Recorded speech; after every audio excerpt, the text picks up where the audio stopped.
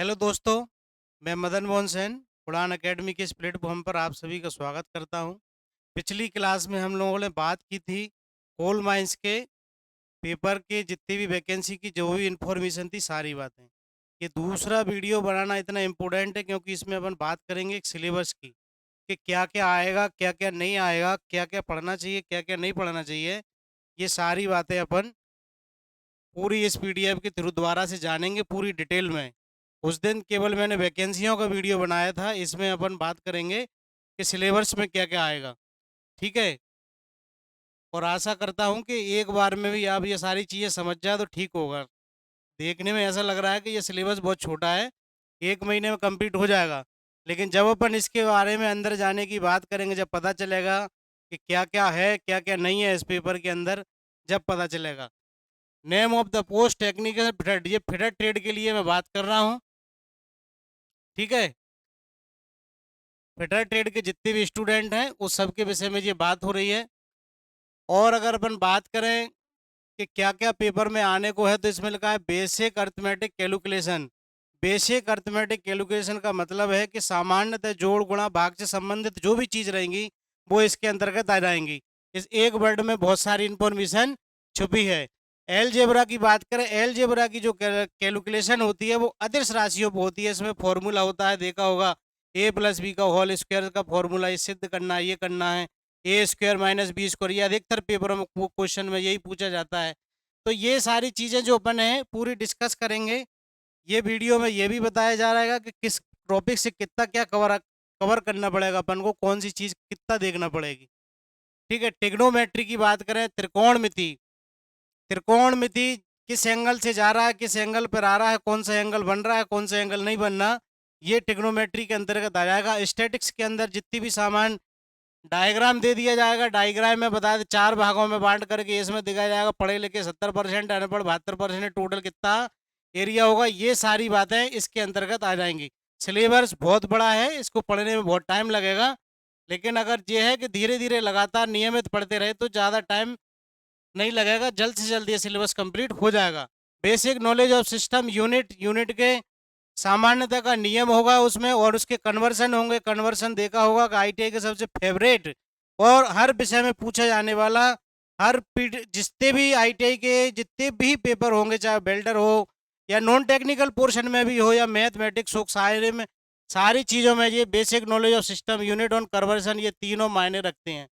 तो इस चीज़ को याद रखना है, इस चीज़ को तो भूलना भी मत, क्योंकि ये क्वेश्चन 70 नंबर की थ्योरी में भी पूछा जा सकता है, क्योंकि ये पोर्शन थ्योरी में भी दिया गया है। तो सोच लो, ये बहुत ही इंपॉर्टेंट है, इस पे तो बिल्कुल फोकस दे के काम करना है। ठीक है, basic 10th standard knowledge of electricity, सामान्यतः इलेक्ट्रिसिटी ज़्यादा कुछ नहीं पढ़ना है फिटर वालों को इलेक्ट्रिसिटी के बारे में, मात्र ओम, सदिश, सदिश राशि, कार्य समय दूरी, इन सभी विषय पे काम करना है। त्वरण, वेग, संवेग, आवेग, बलागुण, ये सारी चीज़ें इसके अंतर्गत आ जाएंगी, और ये सारे काम अपन को बड़ी मेहनत के साथ करना है और इस चीज़ों को बकायदा देखना रहेगा। Knowledge of properties of material, basic property mathematics का, जो आईटीआई मैथमेटिक्स का चैप्टर है, ये इसको थियोरटिकल ना गिना जाए, क्योंकि इसके जो सवाल होंगे इसको मैं स्वयं अलग से एक पीडीएफ बना करके सारे मैथमेटिक्स के सवाल इसमें कराए जाएंगे। बेसिक इंफॉर्मेशन रिलेटेड जिस jig, drill and other machine process, ये भी आईटीआई का भी चैप्टर है। आईटीआई के साथ साथ ये मैथमेटिक्स का भी चैप्टर है, और फिटर ट्रेड का तो सबसे फेवरेट जिग और फिक्सर है। तो सोचो, बेसिक नॉलेज और पाइप फिटिंग, पाइप फिटिंग, ये सारे फिटर ट्रेड का एकदम पूर्णतः ये मानो कि जिग कितने प्रकार का होता है, sandwich jig, template jig, plate jig, तो सारे जगहों के बारे में अपन को पता होना चाहिए। And machining process, machining process में जितनी भी मशीन होती हैं, hand drilling machine, radial drilling machine, ये मानो लेथ मशीन आ जाएगा, लेथ इसी में आ जाएगा, कैपिस्टन इसी में आ जाएगा, टरेट लेथ भी इसी में आ जाएगा। तो सारी मशीनिंग ये आ जाएगा, ये पूरी मशीनों को कवर करेगा। ये ना सोच लें कि ये टर्नर वालों के लिए है तो टर्नर ट्रेड का इसमें दिया जाएगा, ऐसा कुछ नहीं है। तो ये चीज़ याद रखें कि मशीनिंग का मतलब आल मशीन जितनी भी आ जाएंगी। ठीक है ना। 6 नंबर पर है कि basic knowledge of pipe fitting. Pipe fitting fitter trade का एकमात्र ही है कि पाइप फिटिंग जो किसी से मैच नहीं करता, तो पाइप फिटिंग में पूरी चीज़ें आ जाएंगी। कौन सा जॉइंट है, कौन सा क्या है, किस मटेरियल का, कौन सा पाइप किस मटेरियल का बना है, कौन से किस प्रकार का काम करना चाहिए, कौन सी डाई है, कौन सी रेंच है, कौन सा स्पिनर है, ये सारी चीज़ें इसके पाइप फिटिंग के अंतर्गत आ जाएंगी। बेल्ट ड्राइव मतलब transmission of power. Transmission of power से मतलब है कि बेल्ट से चलने वाले जितने भी संसाधन हैं, बेल्ट ड्राइव और गियर ड्राइव या स्प्रोकेट ड्राइव, ये तीन चीज़ों से मिलने वाले संबंधित से जो भी पेपर में रहेगा वो सारी चीज़ें आएंगी। ये लिख छोटे शब्दों में रहा है, लेकिन इसके बहुत बहुत बड़े बड़े अर्थ निकलेंगे। ये मानो कि पूरी थ्योरी तीन चार चीज़ों पर डिपेंड है। ठीक है। Knowledge of different measuring and machine tool. अब मेजरिंग लिख दिया तो मेजरिंग का मतलब ये नहीं है कि केवल मशीनों से संबंधित रहेगा। मेजरिंग में जितने भी मापने वाले औजार हैं, जो भी ये सारी चीज़ें आ जाएंगी। स्टील रूल हुआ, ठीक है, स्टील रूल पर नियर कैलिपर, माइक्रोमीटर, डिजिटल पर नियर कैलिपर, जितने भी मापने के साधन है, प्रत्यक्ष हुए अप्रत्यक्ष हुए, ये सारे मेजरिंग काम है, मेजरिंग में आ जाएंगे। ठीक है। मशीनिंग टूल, मशीनों में यूज होने वाले टूल कौन कौन से हैं? ड्रिल है, रीमर है, डाई है, ये सारी चीज़ें हैं। तो मतलब चैप्टर एक अपने आप में एक बहुत बड़े हैं ये।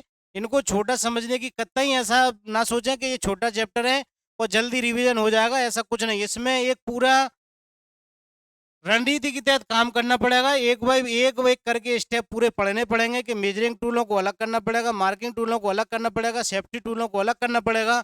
ये सारी प्रोसेस है जो कि धीरे धीरे अपन को करना पड़ेगी। अपन को थोड़ा टाइम है, अगर आज से अपन ये चालू कर दें तो ये मानो कि बहुत समय हो जाएगा। कुछ ही दिनों बाद मेरी ऑनलाइन पे ये पूरा मेरा बन रहा है। जब जो पीडीएफ सारी बन जाएंगी तो ऑनलाइन अपन ऑनलाइन प्लेटफॉर्म पर ही अपने सारे क्वेश्चन सारी चीज़ें मैं यहीं आपको करा दूंगा। ठीक है। 8 नंबर पे बना है बोल है तो general concept limit and fit. ITI का सबसे फेवरेट चैप्टर है, चाहे वो कोई सी भी ट्रेड का हो, चाहे वो बेल्डर का हो, चाहे इलेक्ट्रीशियन का हो, चाहे वो फिटर का हो, किसी भी ट्रेड का हो। लिमिट फिट टॉलरेंस तो सभी को आना भी चाहिए, और उसके बिना तो किसी ने काम ही नहीं किया होगा। पूरा प्रैक्टिकल वर्कशॉप कैलकुलेशन सारी चीज़ें इसी पर आधारित हैं। ये सारी चीज़ें लिमिट फिट टॉलरेंस का एक बहुत अच्छी चीज़ है, समझने वाला चैप्टर नहीं है ज़्यादा, पर यह है कि कम मेहनत में अच्छा समझा जा सकता है। ठीक है। 90 नंबर पे बात करें knowledge of general safety rule. General safety rule मेरी पहली क्लास ही मैं सेफ्टी से चालू करूंगा। ये मानो कि कल तक मैं कैसे भी करके उस पीडीएफ को डाल दूंगा, और पूरे एकदम जो पेपर में क्वेश्चन आए हैं अभी तक 10 से 12 साल में, जो भी बने हैं निमी पैटर्न पे बने हैं।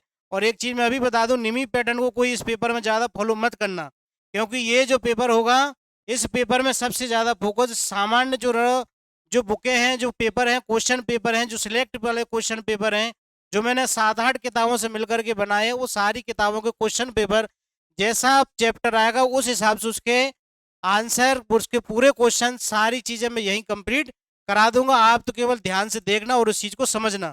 थ्योरी भी साथ साथ क्वेश्चन के साथ में कराते चला जाऊंगा। ठीक है। सेफ्टी वाला हो गया। फिर general information related vehicle and, ये इंजन का है, थोड़ा पिस्टन वाला रूल है, लेकिन फिटर ट्रेड में पिछली बार जब मैंने देखा था तो नहीं आया था ये। ठीक है। पढ़ने पढ़ने वालों ने पढ़ा, मेहनत की, पर ये तो नहीं कह सकते कि नहीं आ सकता। जब दिया है तो आने की पूरी संभावना है। तो ये छोटा सा चैप्टर है, ज़्यादा ऊपर ऊपर का नॉलेज पूछा जाएगा, ज़्यादा कुछ नहीं है इसमें। पिस्टन से रिलेटेड जो भी है, 2 स्ट्रोक 3 स्ट्रोक सिलेंडर वगैरह ये सारी चीज़ें रहती हैं, ज़्यादा कुछ है नहीं। तो ये इतनी सारी ये थ्योरी के जो कॉन्सेप्ट हैं, ये जो वर्ड है, ये अपने आप में बहुत बड़े हैं, इसको कम समझने की कोशिश ना करें। तो मेरा प्लीज़ आपसे ये निवेदन है कि आप बड़े ध्यान से इसको, बड़े ईमानदारी के साथ इसमें अपना काम करें, और इसको आज से ही पढ़ना चालू करें। थ्योरी को, थ्योरी मैं भी पढ़ाऊंगा, आप खुद से भी पढ़िए। इससे क्या होगा कि मुझे समझाने में आसानी होगी और आपको समझने में कोई परेशानी नहीं आएगी। ये तो अपना टेक्निकल पोर्शन हो गया फिटर ट्रेड का। अगर आगे बात करें अपन, आगे देखे 30 नंबर का, उसमें नॉन टेक्निकल है। 30 नंबर का नॉन टेक्निकल में नदी, पर्वत, पहाड़, खेल कूद, ये सारी बेसिक नॉलेज पूछी जाती है, ज़्यादा डिटेल में नहीं पूछा जाता। और थोड़ा एमपी वाला पोर्शन अब की बार इसमें डाला जाएगा, क्योंकि हम देख रहे हैं कि एमपी से रिलेटेड जो भी क्वेश्चन है अब पेपरों में पूछे जाने लगे हैं। मैंने ट्रेनिंग ऑफिसर का भी पेपर दिया था, पेपर देने में देखा मैंने, तो ये सारी चीज़ें अपन को दिखती हैं, तो पता चलता है।